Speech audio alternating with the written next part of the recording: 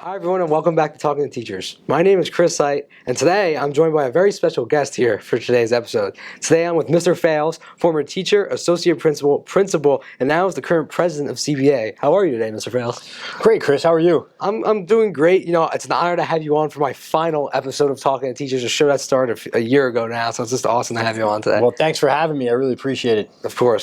So now, Mr. Fales, I'm going to start you off with a question I've asked pretty much every teacher here at CBA. What's your CBA origin story? How'd you end up teaching here?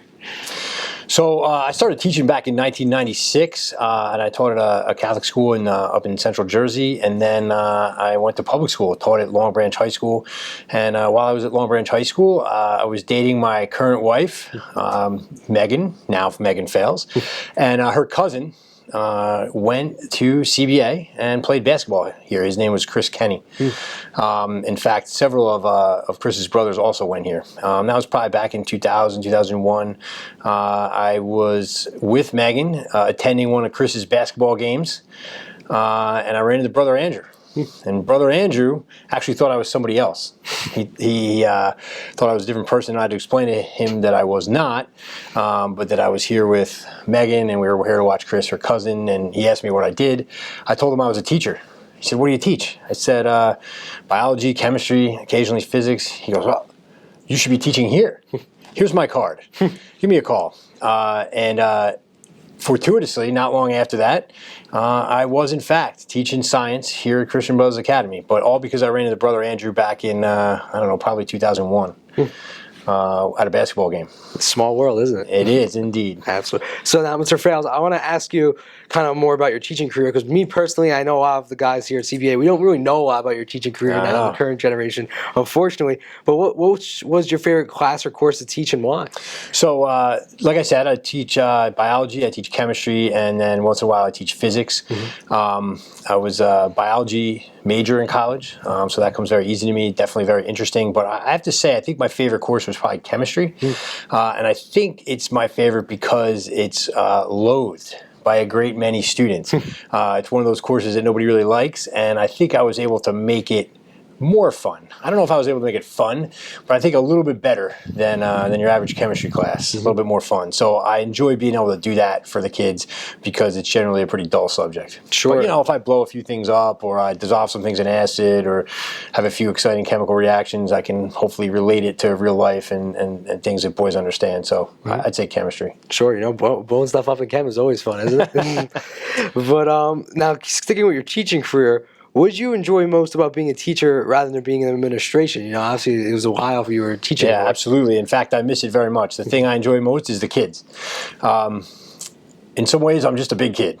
So I relate well to them. I understand them. I enjoy seeing them grow, seeing them grasp things, seeing their brains unlock to grasp an abstract concept. So, I really miss that. I miss being around the kids.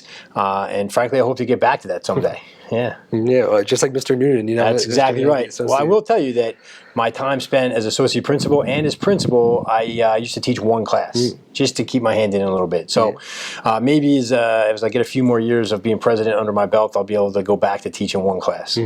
But hopefully, at some point down the road, I'll be able to get back in the classroom full time. Absolutely. And now, talking about now you being the president of CBA, I remember when you were announced as president, we were all watching on the big screen in the gym. That was pretty cool.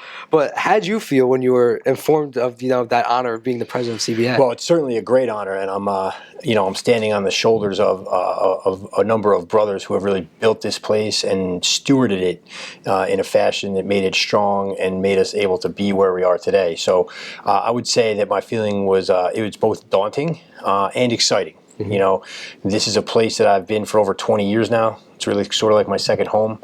I've staked my career here because I believe in what we're doing. I believe in the mission of CBA and what it does to develop the whole person and develop these young men. So, it's exciting for me to be able to be leading that now.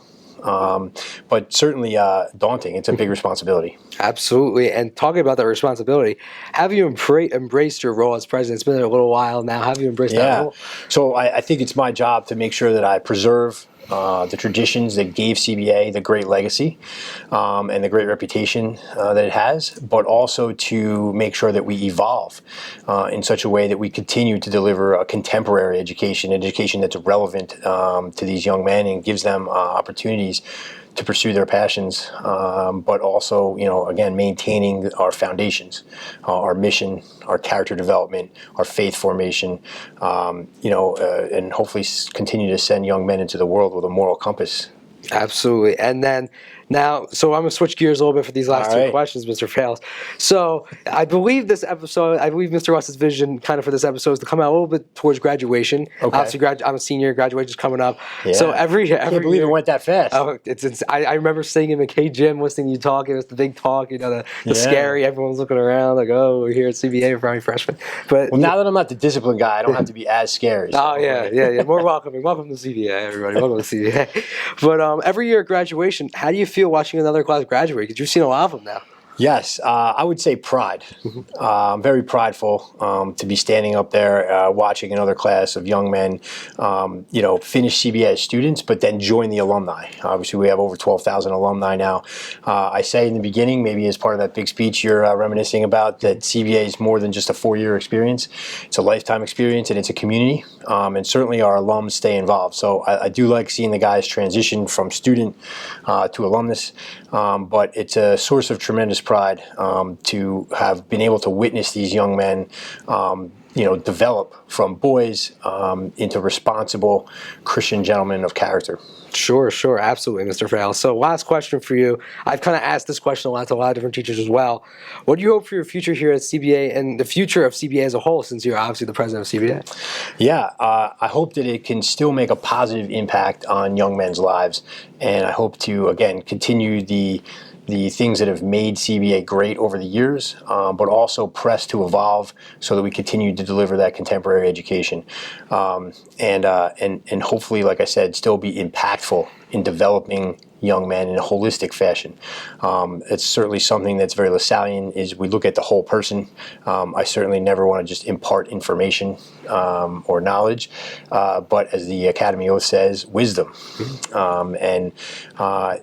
Many of the men here are going to have an opportunity to be prominent members of society, and I think it's important that we develop them into men of character with a moral compass, as I said before. So I hope to be able to continue to do that, and I hope to be able to make the adjustments and innovations necessary to continue to deliver a relevant education for young men. Absolutely. I feel like in my 4 years, I've had such a great experience here at CBA as a whole, with the digital network, just the educational teachers. You guys have done some great things here, evolving just this program. And next year, we're going to be able to put this program into the curriculum.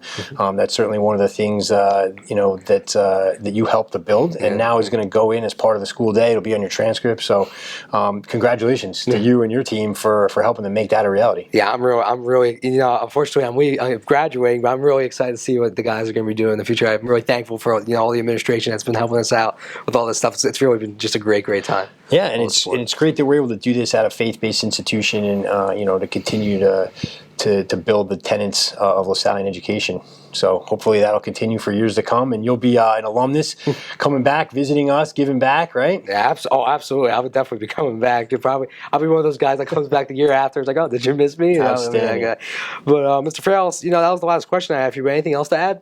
No, I think you've done a great job here. I appreciate you having me on, and I hope everybody got something out of today. Yeah, absolutely. Shake your hand. Well, thanks very much for having me. Well, for Mr. Fales, I'm Chris Height. Thank you for watching this episode. Thank you for watching all of the episodes I've done. It's truly been an honor to do Talking to Teachers for this past 2 years. Thank you. And so Chris Height signing off. Mr. Fales, something else? Congratulations to the class of 2024. Thank you, Mr. Fales. Well, signing off for Mr. Fales, I'm Chris Height. We'll see you next time. Thank you for watching.